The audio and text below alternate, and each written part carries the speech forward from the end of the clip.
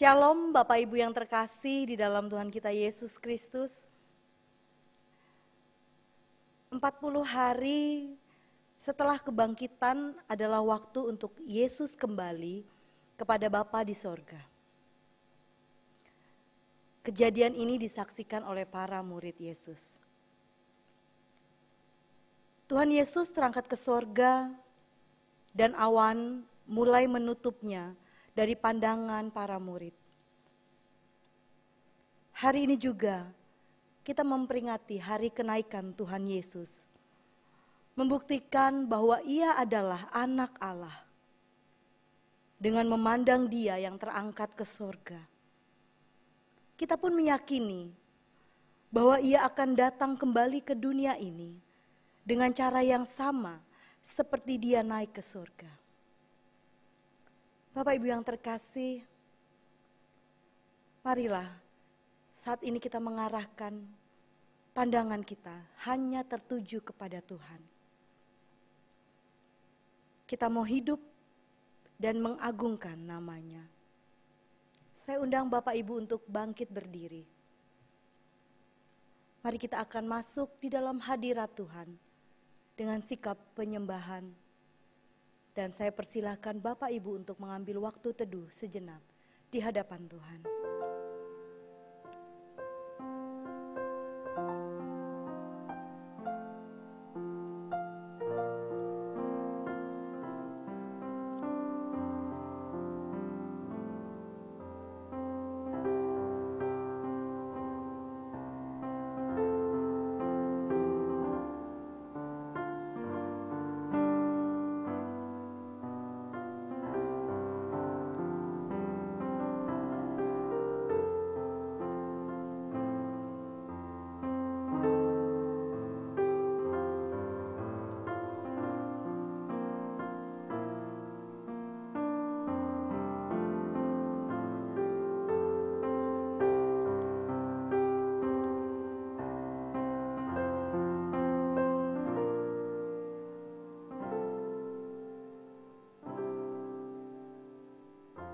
Ibadah peringatan hari kenaikan Kristus ke surga ini didasari dengan keyakinan bahwa pertolongan kita adalah di dalam nama Tuhan yang menjadikan langit dan bumi dan yang tiada pernah meninggalkan hasil ciptaan tangannya. Kiranya turun ke atas kita kasih karunia dari Allah Bapa, Allah Putra, dan Allah Roh Kudus dalam ibadah kita. Amin. Bersorak-soraklah bagi Tuhan, hai seluruh bumi. Bergembiralah, bersorak-sorailah dan bermazmurlah. Mazmur 98 ayat yang keempat yang akan melandasi ibadah kita pada hari ini. Bapak Ibu dipersilakan untuk duduk kembali. Tuhan mengingatkan kita pada peristiwa kenaikan Tuhan Yesus ke surga. Tuhan berkenan hadir bagi kita, bagi saya, bagi Bapak Ibu yang terkasih. Sekarang kita berada di hadapannya. Kita mau menyembah Dia, Allah yang mulia. Mari kita muliakan namanya. Mulia sembah Raja mulia. Puji hormat hanya bagi-Nya.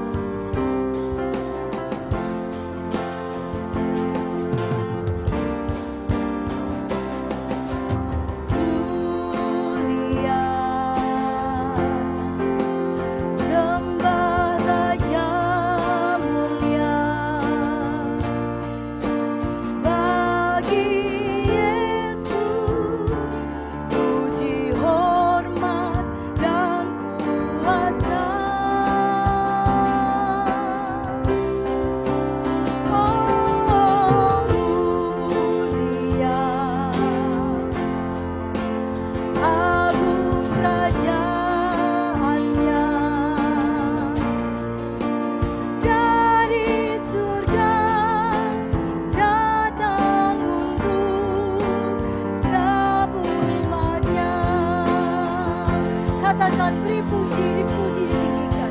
Dipuji, ditinggikan.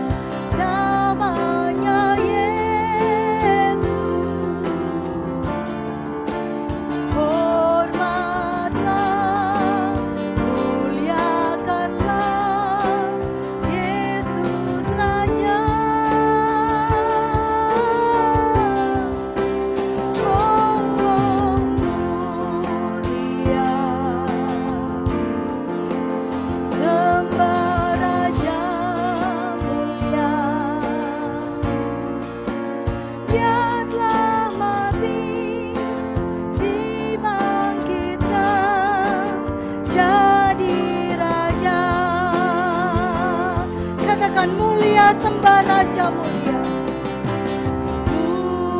Mulia, sembah Raja mulia. Bagi Yesus puji, hormat dan kuasa.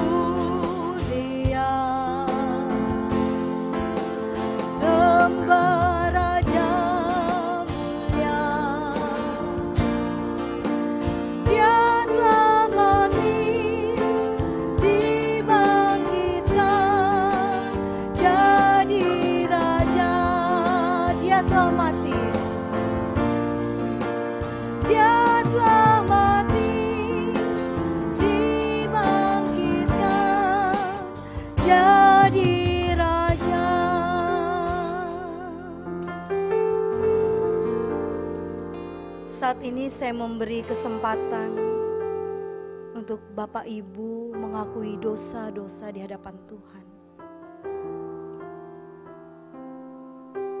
Marilah secara jujur di hadapan Tuhan kita mengakui segala perbuatan yang kita lakukan.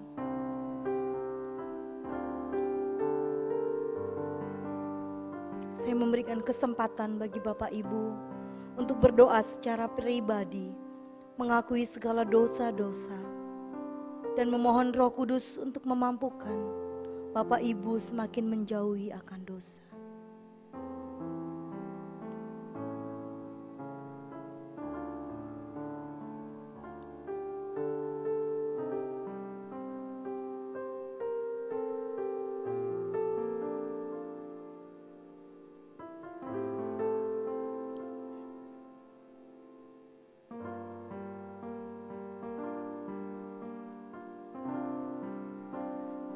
Tuhan Yesus,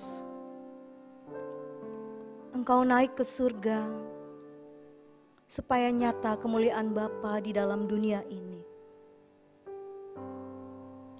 Pada saat Engkau naik ke surga, berkat-Mu dinyatakan supaya kami menjadi saksi dari kemuliaan-Mu Tuhan. Dalam berkat itu, kami beroleh pengharapan di bumi dan di surga. Sehingga kami juga boleh tekun menantikan akan kedatangan-Mu kembali. Ampunilah kami Tuhan, sebab kehidupan kami sebagai pribadi, keluarga, jemaat-Mu belum menjadi saksi kemuliaan-Mu secara sempurna. Di dalam nama Tuhan Yesus, kami memohon pengampunan-Mu. Amin. Sekalipun kita berkali-kali menyakiti hati Allah, namun kemurahan-Nya tetap diberikannya pada kita. Oleh karena itu, firman Tuhan di dalam 1 Yohanes 1 ayat 9 menyatakan demikian. Jika kita mengaku dosa kita, maka Ia adalah setia dan adil, sehingga Ia akan mengampuni segala dosa kita dan menyucikan kita dari segala kejahatan. Dan berdasarkan isi perkataan Allah di dalam firman-Nya, maka setiap kita telah diampuni akan dosa-dosanya. Syukur kepada Allah. Dan sebagai orang-orang yang telah diampuni dosa-dosanya, marilah kita hidup sesuai dengan firman Tuhan. Dan dengarkanlah petunjuk hidup baru kita pada hari ini, sebagaimana yang tertulis di dalam kitab Matius 6 ayat yang ke-33. Demikianlah firman Tuhan, tetapi carilah dahulu kerajaan Allah dan kebenarannya, maka semuanya itu akan ditambahkan kepadamu. Dan saat ini juga Bapak Ibu yang terkasih, kita akan mempersiapkan hati kita untuk mendengarkan firman Tuhan yang akan disampaikan oleh hambanya, Pendeta Budiono. Mari kita mempersiapkan hati kita. Kita memohon kepada Tuhan untuk menolong kita, memampukan kita untuk mendengar dan memahami kehendak Tuhan buat kita.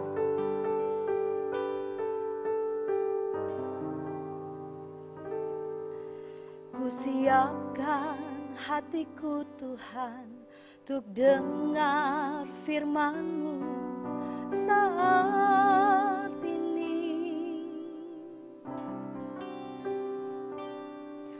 Ku sujud menyembah-Mu Tuhan, masuk hadirat-Mu saat ini. Curahkan urapan-Mu Tuhan bagi jemaat-Mu saat ini. Ku siapkan hatiku Tuhan untuk dengar firman-Mu.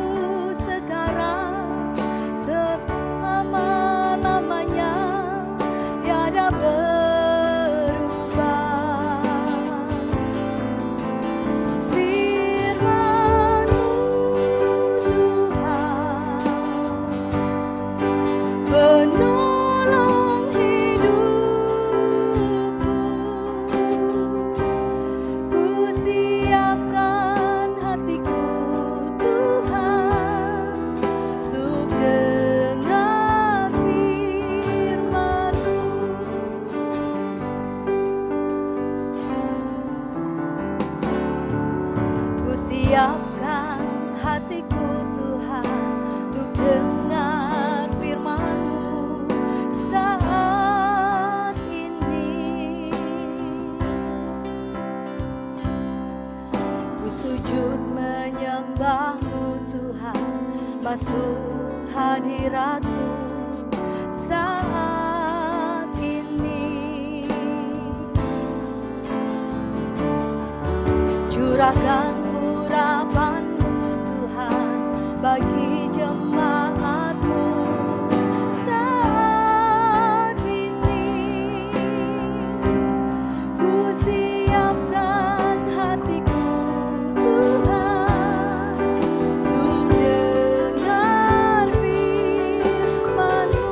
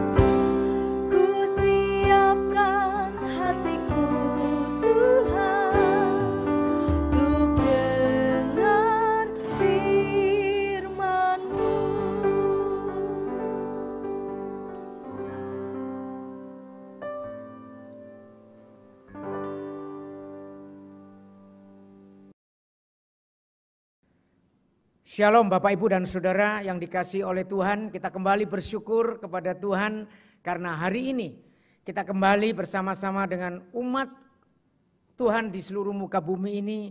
Bersama-sama kita memperingati dan merayakan akan kenaikan Tuhan kita Yesus Kristus kembali ke surga. Bapak Ibu dan Saudara dikasihi oleh Tuhan, peristiwa daripada kenaikan Tuhan Yesus Kristus tentunya itu menjadi sesuatu yang harusnya kita syukuri. Karena melalui kenaikannya ke surga, berarti itu memberikan sekali lagi pengharapan kepada kita. Kemenangan Kristus sekali lagi ditegaskan melalui kenaikannya ke surga. Oleh karena itu kita akan bersama-sama di dalam ibadah kita pada hari ini. Bersama-sama akan memperingati akan kenaikan Tuhan Yesus ke surga. Dan kali ini kita akan mengangkat satu tema, duduk di sebelah kanan Allah. Yesus bukan cuma naik ke surga, tapi dia duduk di sebelah kanan Allah Bapa. Mari kita bersama-sama saat ini berdoa. Kita mau memohon pimpinan Tuhan untuk pembacaan dan pemberitaan firman pada hari ini. Mari kita berdoa. Bapa kami yang di surga, kami sekali lagi bersyukur kepadamu Tuhan. Karena Engkau kembali mengumpulkan kami, kembali bersama-sama kami boleh beribadah pada hari ini. Secara khusus untuk mengingat dan merayakan akan kenaikan-Mu kembali ke surga. Tuhan, kami sekali lagi mohon pimpinan. Kami mohon akan berkat-Mu. Kami mohon akan urapan daripada Roh-Mu yang kudus secara khusus kepada hamba-Mu yang akan membacakan dan akan yang menguraikan akan kebenaran firman Tuhan. Demikian juga setiap kami yang mendengarkan, Tuhan kuasai hati pikiran kami. Sehingga kami boleh berkonsentrasi penuh untuk boleh bersama-sama merenungkan firman-Mu. Dan biarlah firman-Mu itu sekali lagi boleh menjadi berkat bagi setiap kami yang mendengarkan dan merenungkannya. Inilah doa kami ya Tuhan, di dalam nama Tuhan kami, Yesus Kristus. Kami sudah berdoa dan memohon kepadamu. Amin. Bapak Ibu dan Saudara yang dikasihi oleh Tuhan, kita seringkali mungkin mendengar akan peribahasa yang mengatakan demikian. Apa yang ditabur akan itulah yang akan dituai. Artinya apa Bapak Ibu? Dari peribahasa ini kita jelas secara sederhana kita bisa mengartikan bahwa setiap perbuatan baik akan dibalas dengan kebaikan. Demikian juga sebaliknya segala perbuatan jahat kita akan juga menerima balasannya, yaitu perbuatan yang jahat. Ini yang disebut tabur tuai. Ketika kita menabur yang baik, maka kita akan mendapatkan hal-hal yang baik. Menabur yang jahat, mendapatkan hal-hal yang jahat. Dan itu yang kita lihat di dalam kehidupan kita sehari-hari. Dan ini merupakan sesuatu hal yang biasa dan pada umumnya terjadi, dan ini merupakan sesuatu yang alamiah. Bapak Ibu dan Saudara yang dikasihi oleh Tuhan, bukankah kita juga sering kali melihat mungkin melalui video klip bahwa ketika seseorang berbuat baik, ketika seseorang melakukan kebaikan kepada anak yang masih kecil, mungkin pada waktu itu membutuhkan pertolongan, kita memberikan pertolongan kepadanya. Ternyata di klip itu pada akhirnya anak yang ditolongnya itu ternyata satu saat dia ternyata ketika besar dia menjadi orang yang terkenal. Baik itu menjadi seorang dokter, menjadi seorang pejabat. Dan ketika dia jadi seorang dokter yang terkenal, maka ketika seseorang yang pernah menolongnya di masa kecil itu ketika sakit, ternyata dia juga mendapatkan pertolongan dari anak yang pernah dia tolong, yang sekarang menjadi dokter yang terkenal. Saudara, banyak kisah-kisah yang lain mengenai kebaikan yang ditabur dan yang akhirnya juga mendapatkan kebaikan-kebaikan yang dia terima oleh karena perbuatan kebaikan yang dia tabur di dalam kehidupannya. Nah Bapak Ibu dan Saudara dikasihi oleh Tuhan, sebaliknya ketika kita menabur yang jahat, ternyata kita juga mendapatkan sesuatu perlakuan yang jahat pula. Itulah peribahasa tadi yang mengatakan hal yang seperti itu. Apa yang kita tabur, itulah yang akan kita tuai. Dan ini menjadi satu prinsip umum dan ini adalah alamiah. Tetapi kalau kita mau jujur, kita juga bisa mendapati dan juga melihat, bahkan juga mengalami bahwa peribahasa tadi ternyata tidak selalu itu terjadi di dalam kehidupan kebanyakan orang. Termasuk mungkin kehidupan Bapak Ibu sekalian. Bapak Ibu dan Saudara yang dikasihi oleh Tuhan, yaitu karena kita juga ada peribahasa yang lain. Saudara, yang mengatakan ternyata air susu juga dibalas dengan air tuba. Yang artinya perbuatan yang baik terhadap seseorang ternyata dibalas dengan perbuatan jahat. Wah, ini berarti seolah-olah bertentangan dengan peribahasa yang pertama tadi. Setelah saya tidak mengatakan ini bertentangan, tetapi ini merupakan sesuatu sisi realita yang sebaliknya memang. Bahwa perbuatan baik kita tidak selalu mendapatkan balasan kebaikan buat diri kita. Tidak selalu. Karena itu seringkali yang terjadi justru kita mungkin pernah mengalami ketika kita berbuat baik kepada seseorang. Ternyata bukan kebaikan yang dia berikan kepada kita. Ketika kita menyatakan kebaikan kepada seseorang, ternyata ucapan terima kasih saja tidak pernah diucapkan oleh orang menerima kebaikan yang sudah kita nyatakan dalam hidupnya. Bahkan orang yang sudah menerima kebaikan apa yang kita lakukan kepadanya, justru melawan balik kita, mengkhianati kita. Bahkan dengan istilah lain, dia justru yang menusuk dari belakang daripada kehidupan kita. Sehingga kita di sana mengalami kesulitan justru. Di sana kita akan juga mengalami sakit hati, kecewa, bahkan mengalami yang namanya penderitaan. Bapak, Ibu, dan Saudara yang dikasihi oleh Tuhan. Dan hal itulah pula yang sebetulnya dinyatakan di dalam firman Tuhan. Sebagaimana yang akan kita baca sebentar lagi bersama-sama, Saudara. Yaitu dari surat 1 Petrus pasal yang ketiga, ayat yang ke-13 sampai dengan ayat yang ke-22. 1 Petrus pasal 3 ayat yang ke-13 sampai dengan ayat yang ke-22. Di mana daripada firman Tuhan ini menyatakan kepada kita semua suatu realita dalam kehidupan secara khusus daripada kehidupan daripada anak-anak Tuhan.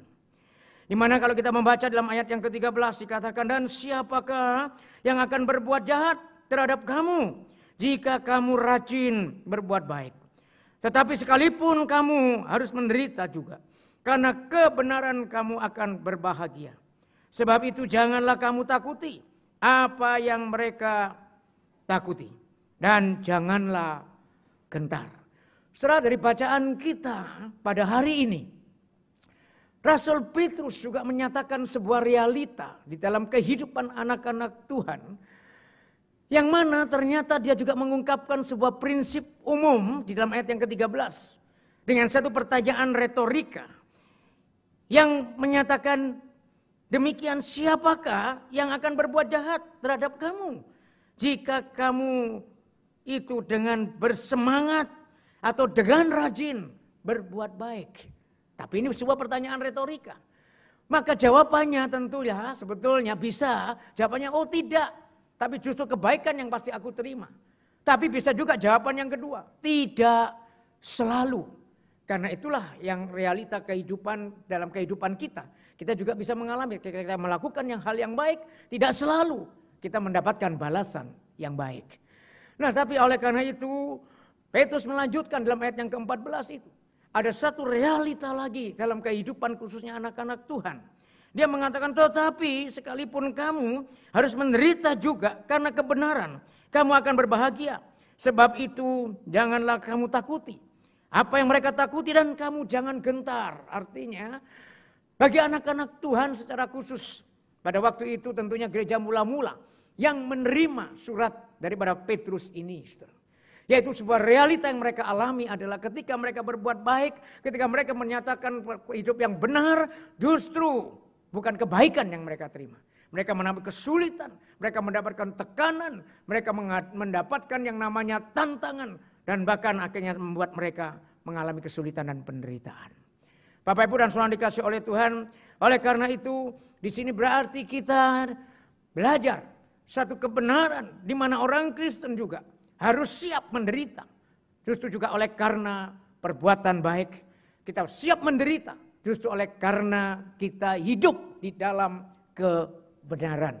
Bapak, Ibu, dan Saudara dikasih oleh Tuhan, persoalannya sekarang yang lebih penting adalah bagaimana kita bisa bertahan. Bagaimana kita bisa bertahan ketika kita sedang mengalami penderitaan. Secara khusus juga kita menderita kesulitan. Justru oleh karena kita berbuat baik dan kita menyatakan hidup yang benar di hadapan Tuhan.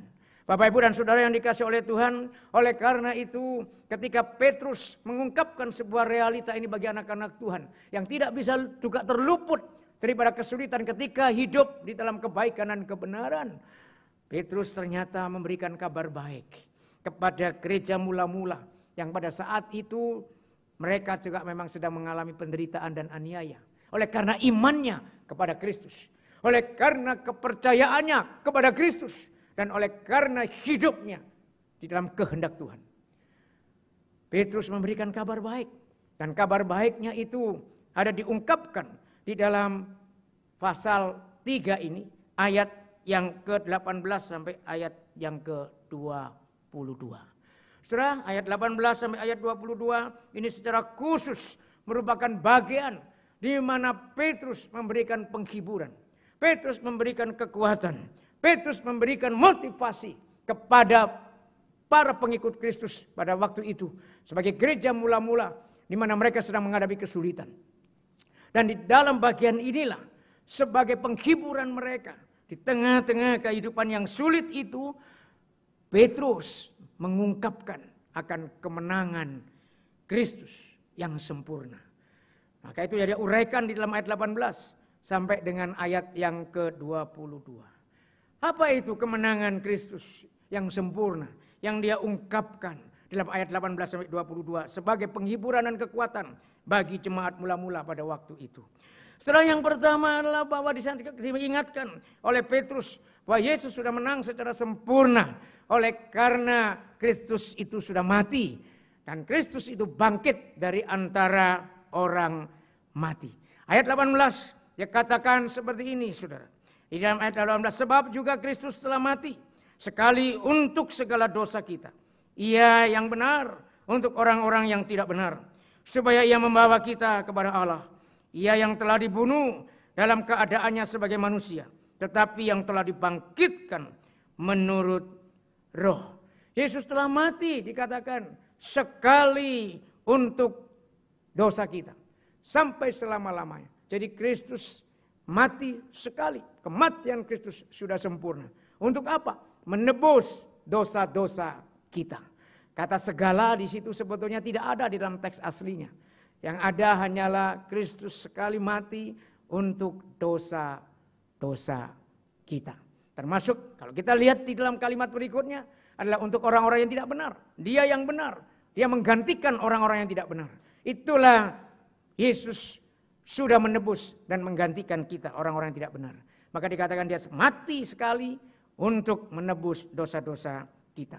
Dan bukan hanya mati, tapi Yesus juga mengalami yang namanya kebangkitan. Saudara kan dikasih oleh Tuhan, tetapi Petrus tidak hanya berhenti sampai di sana. Petrus juga mengungkapkan bahwa Yesus juga naik ke surga, bahkan duduk di sebelah kanan Allah. Di dalam ayat yang ke-22, kita bisa baca dalam ayat ini, yang duduk di sebelah kanan Allah setelah ia naik ke surga. Sesudah segala malaikat kuasa dan kekuatan ditaklukkan kepadanya. Saudaraku, Petrus mengungkapkan seluruh karya daripada Kristus selama di bumi. Mulai daripada kematiannya, kebangkitannya, kenaikannya. Dan dia duduk di sebelah kanan Allah. Dan di sana dikatakan itu dia menguasai akan segala sesuatu. Baik malaikat, segala pemerintahan maupun segala kekuatan. Nah Bapak Ibu dan Saudara dikasih oleh Tuhan, istilah duduk di sebelah kanan adalah istilah yang perlu kita cermati.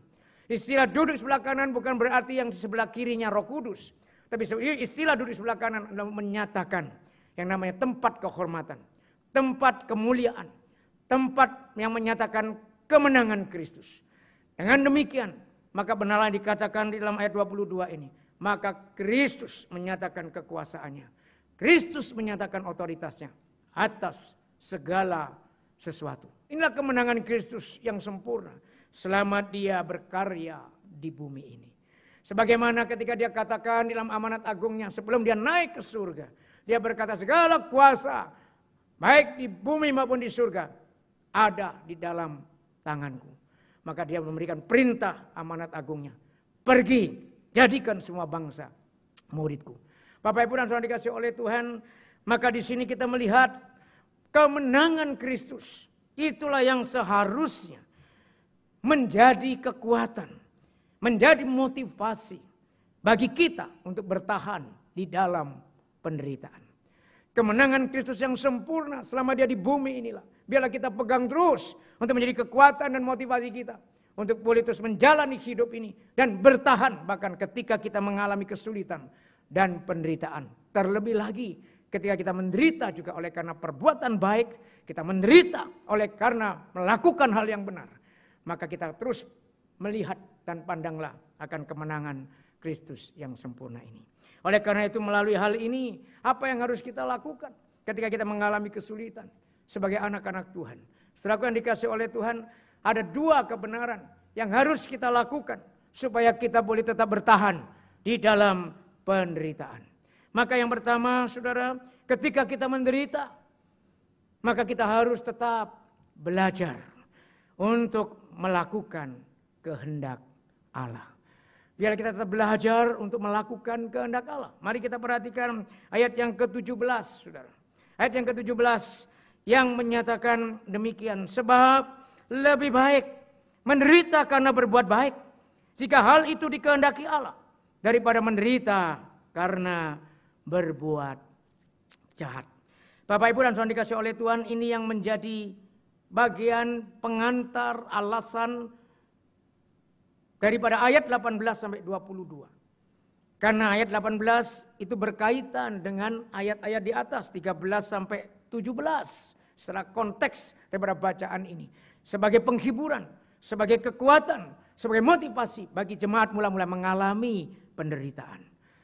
Di mana di dalam ayat 17 dikatakan di sana, lebih baik menderita karena berbuat baik.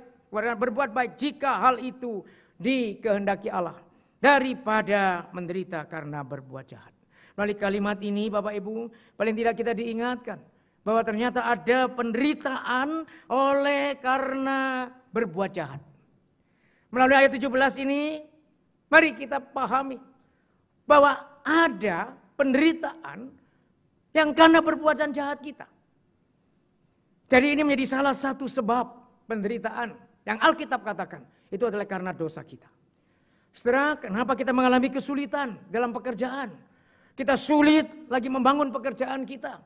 Karena kepercayaan daripada orang lain itu sudah tidak lagi percaya dalam pekerjaan kita dan di dalam integritas hidup kita. Mereka tidak percaya lagi, maka kita kehilangan kepercayaan dari rekan-rekan bisnis kita.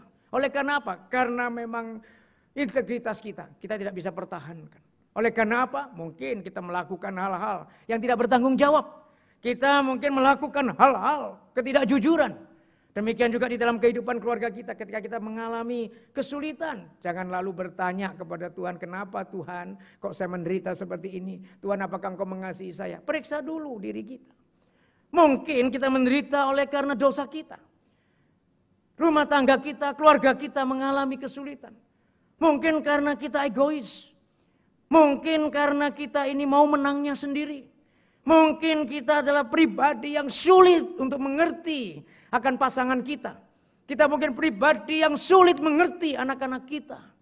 Atau bahkan mungkin kita menjadi suami, menjadi orang tua. Atau kita menjadi istri, menjadi ibu yang tidak bertanggung jawab kepada keluarga kita. Kita melalaikan tanggung jawab kita. Maka terjadilah kesulitan dalam kehidupan keluarga dan rumah tangga kita. Atau mungkin kita menjadi seorang suami. Atau menjadi seorang ayah yang tidak bisa menjadi teladan. Karena kita jatuh di dalam dosa. Oleh karena berselingkuh. Oleh karena berzina. Dan melakukan hal lain yang tidak sesuai dengan kehendak Tuhan. Lalu maka damai sejahtera dalam keluarga kita. Itu tidak ada lagi di dalamnya. Tidak ada lagi ketenangan dalam kehidupan rumah tangga kita. Mari kita periksa. Apakah ada hal-hal yang tidak baik, yang tidak benar yang kita sudah lakukan di hadapan Tuhan. Maka jikalau ini yang terjadi, mari Bapak Ibu, dengan penuh kerendahan hati, mari kita datang kepada Tuhan. Tuhan, ampuni saya. Saya mau mengakui penderitaan ini oleh karena saya sudah berdosa di hadapan Tuhan. Saudaraku, mungkin kita kesulitan pekerjaan. Kita sulit lagi membangun bisnis kita. Tapi bukan berarti tidak ada pengharapan. Bukan berarti itu. Ada pengharapan. Pengharapannya dengan cara apa? Mari kita datang kepada Tuhan. Bertobat. Mohon lagi kepada Tuhan kekuatan. Supaya kita boleh kembali diberkati oleh Tuhan dengan membangun hidup yang lebih baik. Tetapi di sini yang kedua juga dikatakan ada penderitaan oleh karena iman kita, oleh karena berbuat baik. Dan itu yang dikatakan oleh Petrus, lebih baik sebuah perbandingan saudara, daripada kita menderita karena berbuat jahat. Dan itu yang harusnya kita hindari supaya kita tidak menderita oleh karena kesalahan kita dan perbuatan jahat kita. Tapi ketika kita berbuat baik pun kita harus siap Bapak Ibu. Harus siap bahwa tidak selalu kebaikan yang akan kita terima. Mungkin kesulitan, mungkin tekanan, mungkin tantangan yang begitu berat yang kita harus hadapi. Nah kalau itu yang terjadi saudara, maka tetaplah kita belajar terus memohon kekuatan untuk bertahan. Karena apa? Karena disitu dikatakan, karena itu menyenangkan hati Tuhan. Dan kalau itu ada dalam kehendak Tuhan, berarti penderitaan yang seperti itu pun merupakan anugerah Tuhan. Dan ada di dalam kontrol Tuhan. Selain itu juga mungkin ada penderitaan yang juga disebabkan. Ada hal yang ketiga yang Alkitab ungkapkan, selain daripada dua tadi. Yaitu apa? Penderitaan yang mungkin memang Tuhan izinkan terjadi. Melalui hal-hal yang tidak kita duga, melalui hal-hal yang tidak bisa kita kendalikan. Seperti gempa bumi, musibah, dan seperti saat ini. Hal-hal yang tidak kita duga, seperti kita sedang menghadapi wabah akan virus corona seperti ini. Dan kita tidak mau tentunya. Tetapi ini terjadi, dan Tuhan izinkan terjadi. Dan mungkin juga itu menimbulkan banyak kesulitan di dalam hidup kita, termasuk anak-anak Tuhan. Sulit dalam perekonomian, sulit dalam pekerjaan kita, sulit dalam berbagai banyak bidang.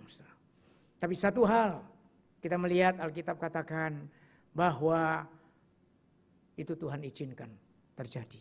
Dan semua itu ada di dalam kontrol Tuhan. Tapi yang jelas, biarlah kita tidak menderita. Dan janganlah kita menderita karena kita berbuat jahat.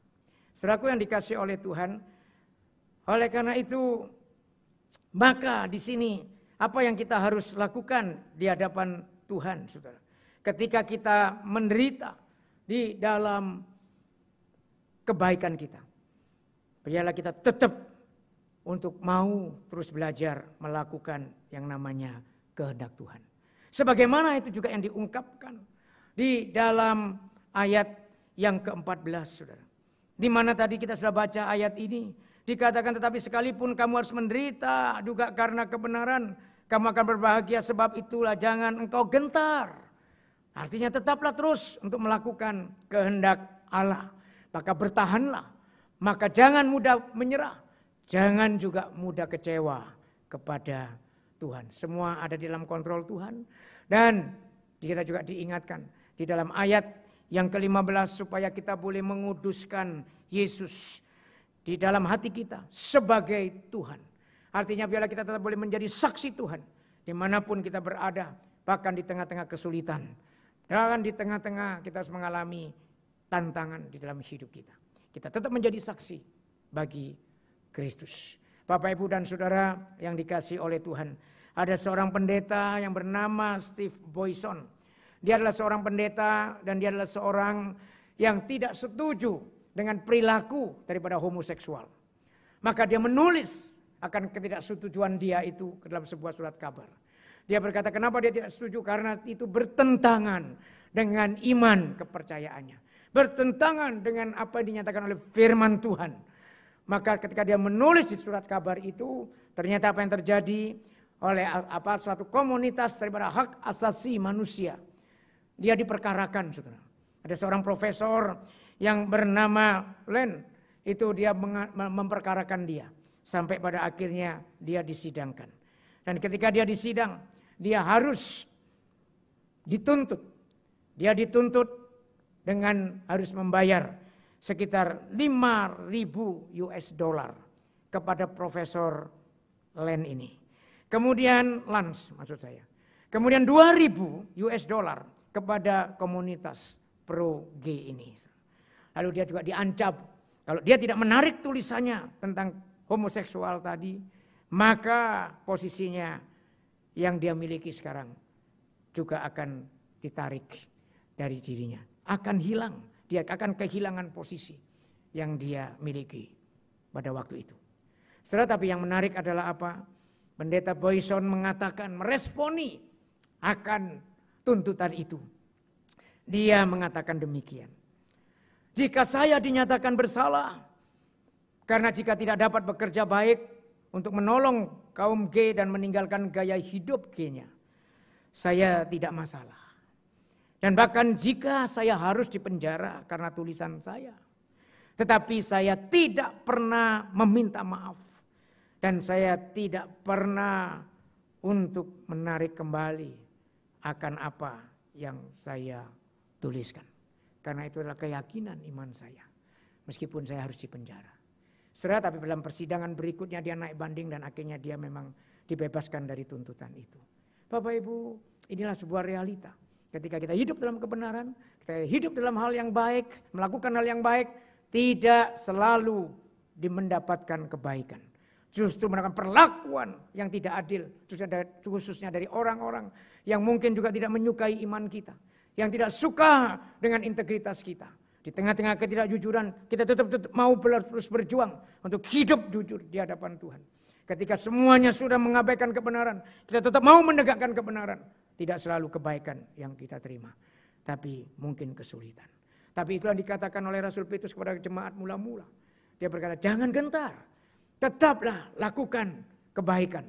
Tetap lakukan kebenaran dan tetap jadilah saksi Kristus yang hidup. Yang kedua, saudara, sikap yang harus kita lakukan dan miliki adalah ketika kita memandang kepada kemenangan Kristus yang sempurna itu, maka ketika kita menderita, kita harus terus berpegang pada kemenangan Kristus. Dikatakan di sana Yesus telah membawa kita kepada Allah. Dalam ayat yang ke-18 tadi. Dikatakan sebab juga Kristus telah mati sekali untuk segala dosa. Ia benar dari orang-orang yang tidak benar. Supaya ia membawa kita kepada Allah. Saudara, apa artinya membawa kita kepada Allah? Artinya kita diperdamaikan dengan Allah.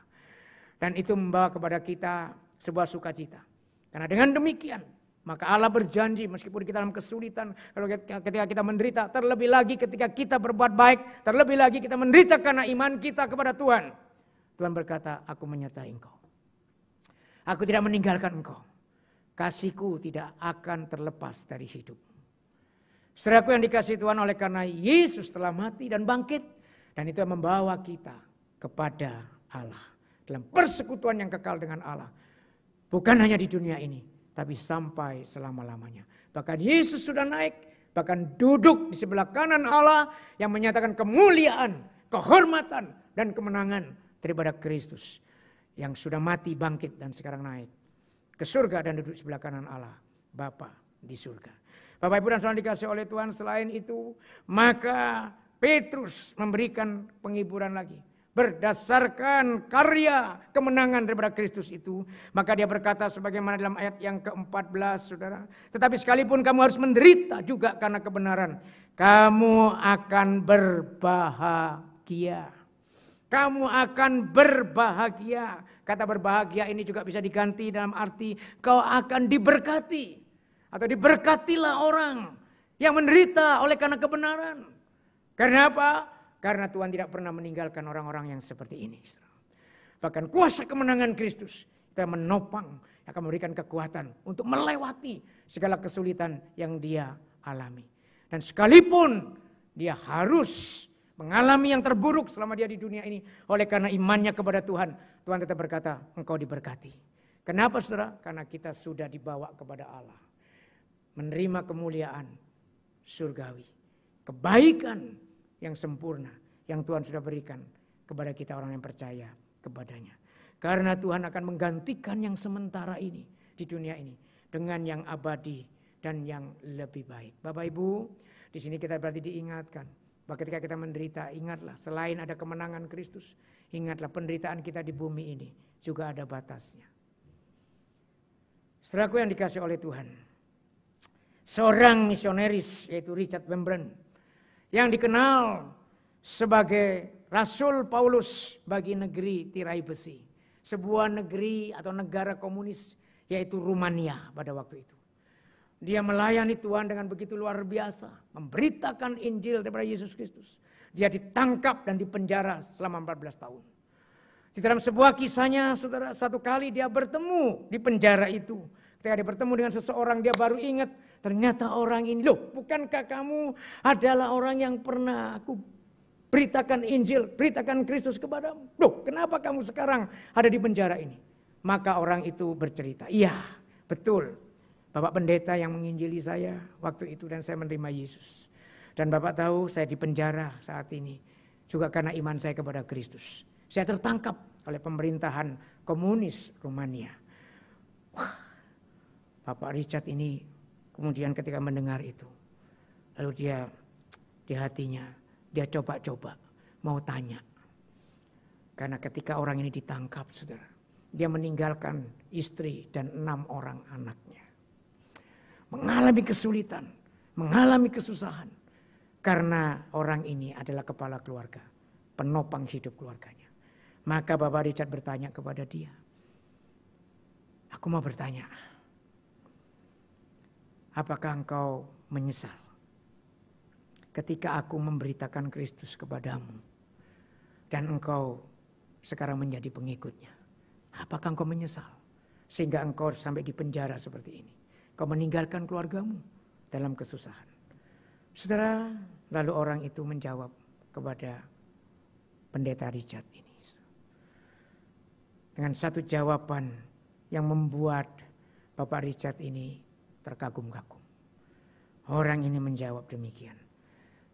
Justru Bapak Richard, saya ingin mengatakan bahwa saya tidak mempunyai kata-kata untuk saya bisa dapat mengekspresikan betapa saya bersyukurnya ketika saya boleh berjumpa dengan Yesus. Ketika juga Bapak membawa saya mengenal Yesus Kristus, Sang Juru Selamat yang ajaib itu di dalam hidupku. Setelah ketika Bapak Richard mendengar itu, dia bersyukur kepada Tuhan. Karena orang ini meskipun di penjara, mengalami kesulitan, di dalam hidupnya tetap terpancar sebuah pengharapan, terpancar semangat, terpancar sukacita sebagai pengikut Kristus, walaupun dia mengalami yang namanya kesulitan. Bapak, Ibu dan Saudara yang dikasihi oleh Tuhan, kenapa?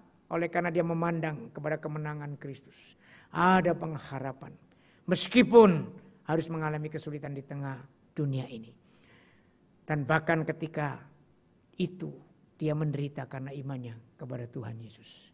Maka melalui hal ini, saudaraku yang dikasihi oleh Tuhan, marilah dengan peringatan kenaikan Tuhan Yesus Kristus ini, biar kita selalu memandang kepada kemenangan Kristus yang sempurna melalui karyanya di bumi itu. Biarlah menjadi kekuatan bagi kita untuk bertahan di dalam penderitaan. Maka di sini kita diingatkan 2 hal yang penting. Maka ketika kita menderita, tetaplah belajar untuk melakukan kehendak Tuhan. Ketika menderita, peganglah tetap dan pandanglah untuk tetap memandang dan tetap memegang akan kemenangan Kristus yang sempurna. Meskipun kita harus berbuat baik, meskipun kita harus menyatakan kebenaran, dan kita mengalami kesulitan, tetap 2 hal ini biarlah kita selalu ingat. Pandang Yesus yang sudah menang secara sempurna. Dan janganlah justru kita menderita oleh karena kejahatan kita, karena dosa kita. Sebaliknya mari kita terus bertahan untuk mau melakukan kehendak Tuhan dan menjadi saksi Kristus.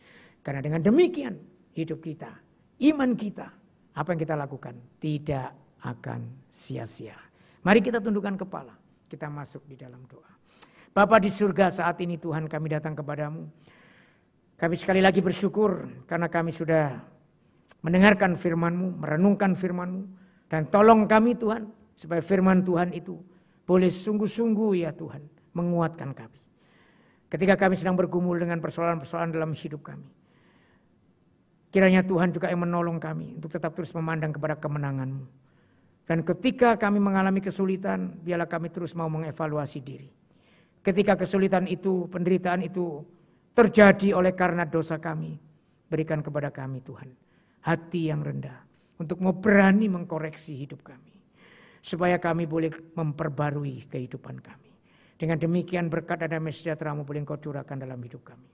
Demikian juga ketika kami harus menderita, Baik itu melalui hal-hal yang tidak bisa kami kendalikan, musibah dan apapun yang Tuhan izinkan terjadi dalam hidup kami. Biarlah kami tetap boleh bertahan untuk beriman kepadamu. Karena Engkau adalah Tuhan yang kami percaya. Tuhan yang menang dan sudah mengalahkan segala kuasa. Dan Engkau terus memberikan kepada kami yang terbaik dan sudah memberikan yang terbaik kepada kami. Bahkan ketika kami harus menderita dan kesulitan oleh karena kami beriman kepadamu, oleh karena kami melakukan hal-hal yang baik dan benar, biarlah kami tetap boleh memandang kepadamu. Karena sesuai dengan janjimu Tuhan, apapun yang kami lakukan tidak akan sia-sia. Terpujilah namamu Tuhan, tolonglah kami dan berikan kekuatan kepada kami. Dalam nama Tuhan kami Yesus Kristus, kami sudah berdoa dan memohon kepadamu. Amin. Marilah kita bangkit berdiri bersama sekalian orang Kristen di sepanjang zaman, di segala abad, dan yang ada di segala tempat. Kita mengikrarkan iman kita sesuai dengan pengakuan iman rasuli. Aku percaya kepada Allah, Bapa yang Maha Kuasa, Khalik langit dan bumi, dan kepada Yesus Kristus, anak yang tunggal Tuhan kita, yang dikandung dari Roh Kudus, lahir dari anak darah Maria, yang menderita sengsara di bawah pemerintahan Pontius Pilatus, disalibkan, mati dan dikuburkan, turun ke dalam kerajaan maut, pada hari yang ketiga, bangkit pula dari antara orang mati, naik ke surga, duduk di sebelah kanan Allah, Bapa yang Maha Kuasa, dan dari sana ia akan datang untuk menghakimi orang yang hidup dan yang mati. Aku percaya kepada Roh Kudus, gereja yang kudus dan am, persekutuan orang kudus, pengampunan dosa, kebangkitan tubuh, dan hidup yang kekal. Amin. Bapak Ibu dipersilakan untuk duduk kembali. Mari saat ini kita akan memberikan persembahan. Bapak Ibu dapat memberikan persembahan melalui rekening gereja. Sebab itu, marilah kita oleh Dia senantiasa mempersembahkan korban syukur kepada Allah, yaitu ucapan bibir yang memuliakan namanya. Dan janganlah kamu lupa berbuat baik dan memberi bantuan, sebab korban-korban yang demikianlah yang berkenan kepada Allah.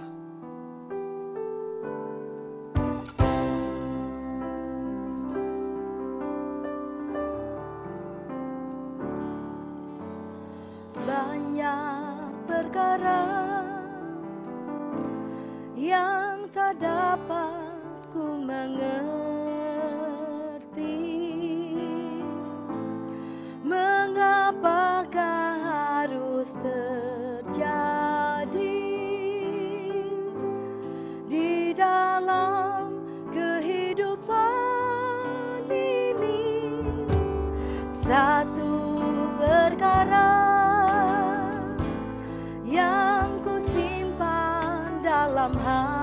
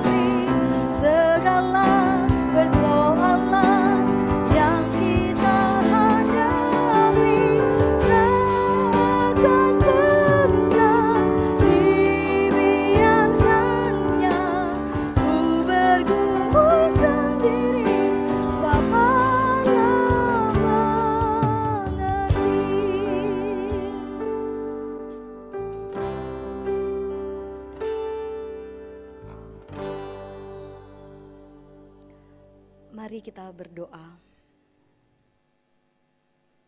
Ya Tuhan, Allah kami yang setia dan mulia, yang senantiasa memberkati kami. Telah banyak berkat yang Engkau sertakan kepada kami manusia di bumi ini, Tuhan. Termasuk kami yang Engkau berkati, sehingga dapat menjalani ibadah kami pada hari ini. Kami bersyukur Tuhan, karena kami juga sudah mendengarkan sebagian dari kebenaran akan firman-Mu. Kiranya apa yang sudah kami dengar saat ini tidak akan berlalu dengan sia-sia, tetapi akan menjadi bagian dalam kehidupan kami untuk lebih dekat dengan Tuhan. Saat ini kami juga mengucap syukur atas berkat yang telah Engkau berikan, di mana kami sudah memberikan persembahan sebagai ucapan syukur kami. Berapapun yang kami berikan ini Tuhan, ini adalah sebagai bukti ucapan syukur kami atas segala berkat yang sudah Tuhan berikan. Ya Tuhan, pada COVID-19 kali ini kami mau berdoa. Ketika kami tidak yakin Tuhan, bantulah kami menjadi tenang.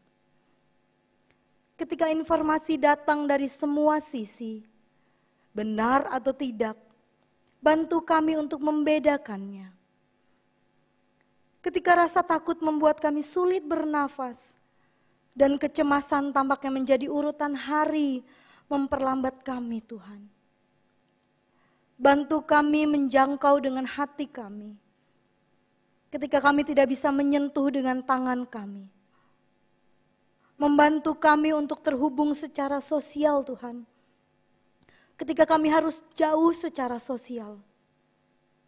Ya Tuhan, bantu kami untuk mengasihi sesempurna mungkin. Mengetahui bahwa kasih yang sempurna menghilangkan semua rasa takut ini Tuhan.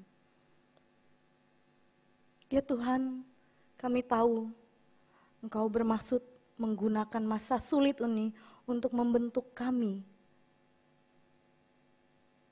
Memberi kami hidup yang limpah dengan pengharapan.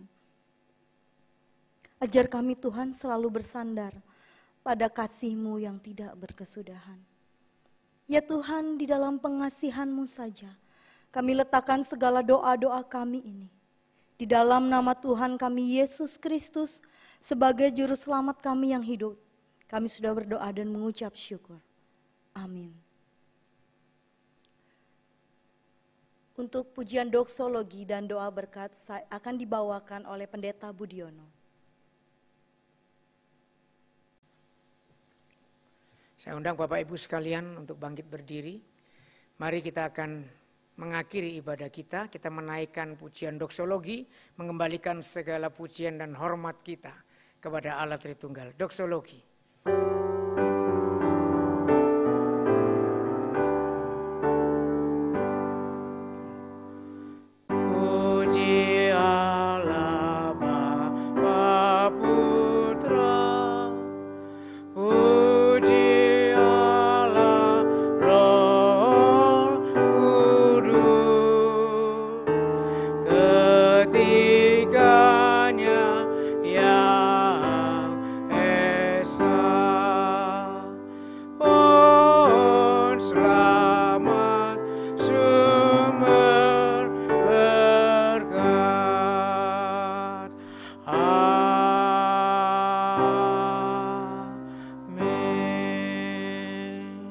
Bapak, Ibu, dan Saudara yang dikasihi oleh Tuhan, arahkanlah hatimu kepada Allah.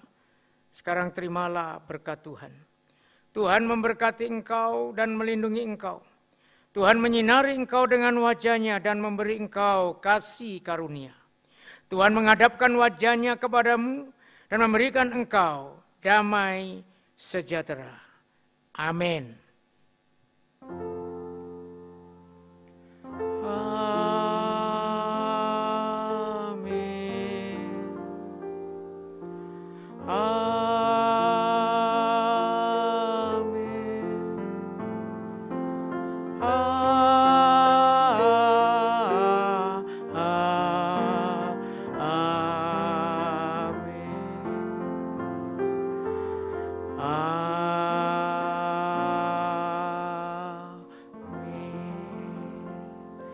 Silakan duduk, saat teduh dan ibadah selesai.